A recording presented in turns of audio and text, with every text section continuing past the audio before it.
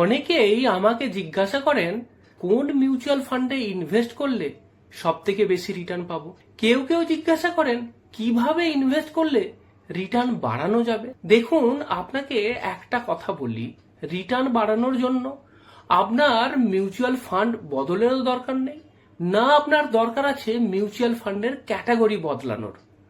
এই ভিডিওতে আপনাকে আমি বলবো 3টে পাওয়ারফুল টিপস, যেটা ফলো করলে আপনি মিউচুয়াল ফান্ডের রিটার্ন বাড়াতে পারবেন।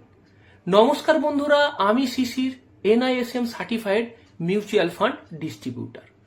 চলুন প্রথম পয়েন্টে আসি। এটা কিন্তু গেম চেঞ্জার।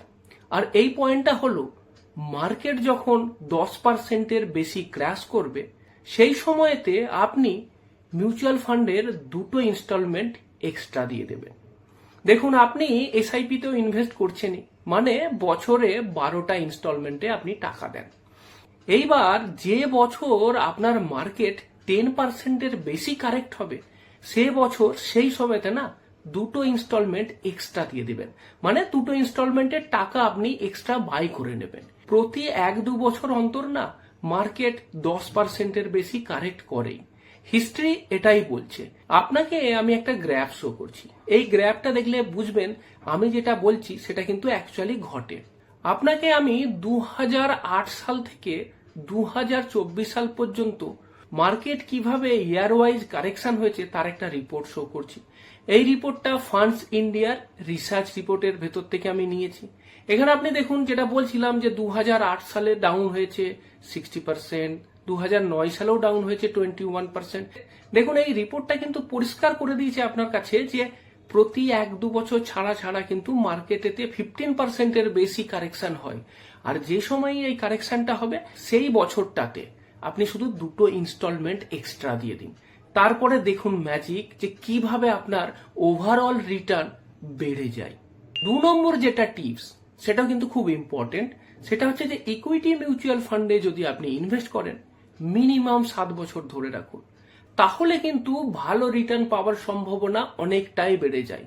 যদি আপনি 1-2 বছরের টেনিওরের জন্য ইনভেস্ট করতে আসেন তাহলে কিন্তু ইকুইটি ক্যাটাগরির মিউচুয়াল ফান্ড থেকে আপনার রিটার্ন নাও হতে পারে বা নেগেটিভ রিটার্নও হয়ে যেতে পারে। আপনাকে আমি ডেটা দিয়ে দেখাবো। 2000 সাল থেকে আপনাকে আমি ডেটা শো করছি। এই ডেটাটা হলো নিফটি 50 TRI ইন্ডেক্সের রোলিং রিটার্ন ডেটা। তার মানে এই ডেটাটা আপনার পুরো স্টক মার্কেটকে রিপ্রেজেন্ট করছে।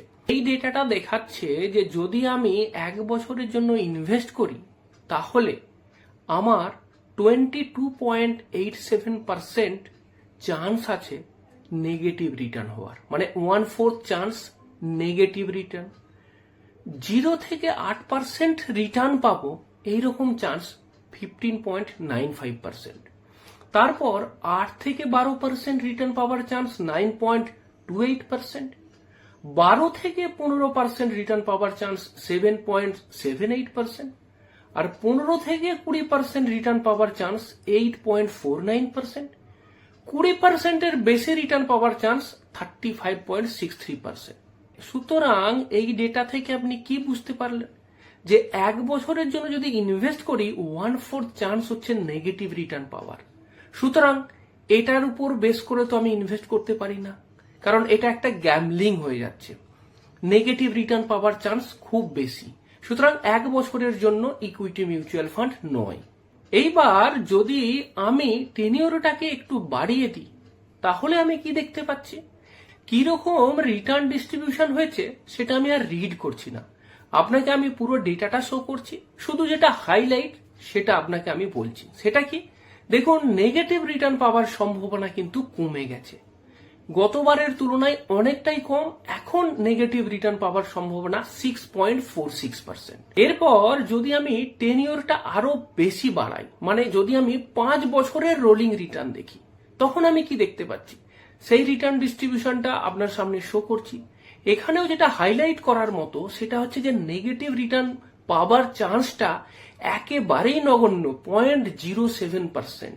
আর 0 থেকে 8% রিটার্ন পাবেন এইরকম পাবার চান্সটা হচ্ছে 16.48%।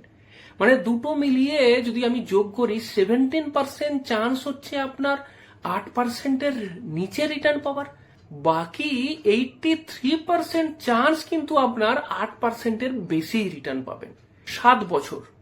যেটা আমরা বারবার বলে থাকি যে মিউচুয়াল ফান্ডেতে, বিশেষ করে ইকুইটি ক্যাটাগরির মিউচুয়াল ফান্ডে 7 বছরের জন্য মিনিমাম ইনভেস্ট করুন। তার কারণটা কি? কারণ 7 বছরের যদি আমি রোলিং রিটার্নের ডেটা দেখি, তাহলে রিটার্ন ডিস্ট্রিবিউশনটা এরকম আসছে যে নেগেটিভ রিটার্ন পাওয়ার সম্ভাবনা 0। মানে 7 বছর ধরে রাখলে টাকা লস হয়ে যাবে, যে টাকাটা আমি ইনভেস্ট করেছিলাম তার থেকেও কমে যাবে, সেই পার্সেন্টেজ 0। অ্যাটলিস্ট হিস্টোরিক্যাল ডেটা এটাই বলছে। আর 0 থেকে 8% এই রিটার্ন পাবো তার সম্ভাবনাও খুবই কম, 4%-এর কাছাকাছি। মানে 96% কেসেতে আমি 8%-এর বেশি রিটার্ন পাচ্ছি। 3 নম্বর যে পয়েন্ট, সেটা আরো ইম্পর্টেন্ট, আর সেটা হচ্ছে প্রপার অ্যাসেট অ্যালোকেশন। এইটার উপরে আমি সব থেকে বেশি গুরুত্ব দেব। কারণ অনেক সময় কি হয়, অনেকেই ভাবেন যে আমি তো বেশি রিটার্ন পেতে চাই, আর সেই কারণের জন্য সমস্ত টাকাটা ইকুইটি মিউচুয়াল ফান্ডে রাখবো বা ইকুইটি প্রোডাক্টে রাখবো। কিন্তু সমস্ত টাকাটা এক জায়গায় রাখা কখনোই ভালো নয়। এতে কি হয় জানেন তো, রিটার্ন বাড়বে কিনা জানি না, কিন্তু রিস্ক প্রচুর বেড়ে যাবে। প্রপার অ্যাসেট অ্যালোকেশন মানে হচ্ছে যে আপনার রিস্ক প্রোফাইল অনুযায়ী, আপনার গোল অনুযায়ী, আপনার ইনভেস্টমেন্ট টেনিওর অনুযায়ী বিভিন্ন অ্যাসেটেতে আপনার টাকাটা ভাগ করে দেওয়া। মোটামুটি 3টে অ্যাসেটের কথা বলা যেতে পারে। ইকুইটি অ্যাসেট, যেটা কিনা গ্রোথ অ্যাসেট, কিন্তু ডেট প্রোডাক্টকেও একেবারে নেগলেক্ট করলে চলবে না। ডেট প্রোডাক্ট আপনাকে কিন্তু স্টেবিলিটি দেবে।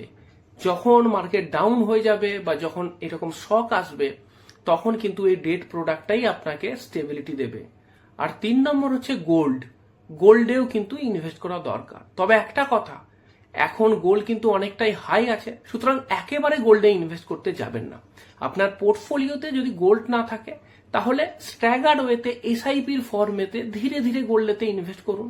5 থেকে 10% আপনার টোটাল পোর্টফোলিওতে গোল্ড রাখা উচিত।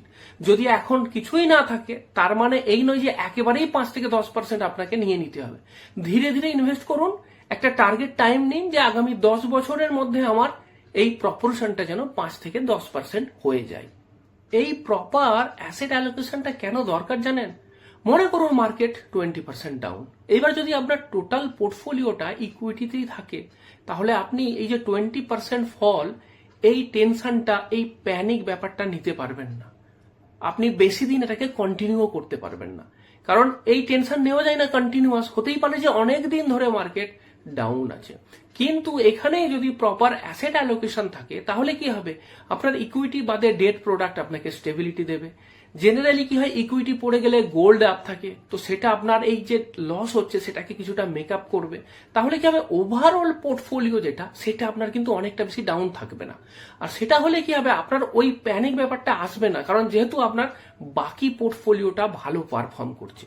এই কারণের জন্য প্রপার অ্যাসেট অ্যালোকেশনটা কিন্তু খুব জরুরি। এই প্রসঙ্গে একটা কথা মনে রাখতে হবে যে রিটার্ন কিন্তু ইকুইটি থেকে আসে, এটা সত্য, কিন্তু ইকুইটি থেকে আসে টিকে থাকলে। কিন্তু আপনাকে তো টিকে থাকতে হবে। সেই টিকে থাকার জন্য ব্যালেন্সড পোর্টফোলিও দরকার, যেটা কিনা আপনার ডেট প্রোডাক্ট আর কমোডিটি প্রোডাক্ট, গোল্ড, সিলভার, এইগুলো আপনাকে প্রদান করবে। মিউচুয়াল ফান্ডে নতুন, 10,000 টাকা এসআইপি করতে চান, বুঝতে পারছেন না যে কোন কোন ফান্ড নেবেন, তো আপনার জন্য ভালো অপশন হতে পারে একটাই মাল্টি অ্যাসেট ফান্ড। তো এই মাল্টি অ্যাসেট ফান্ড সম্বন্ধে যদি আপনি বিস্তারিতভাবে জানতে চান, তাহলে আপনি আমার স্ক্রিনে দেওয়া ভিডিওটাতে ক্লিক করতে পারেন।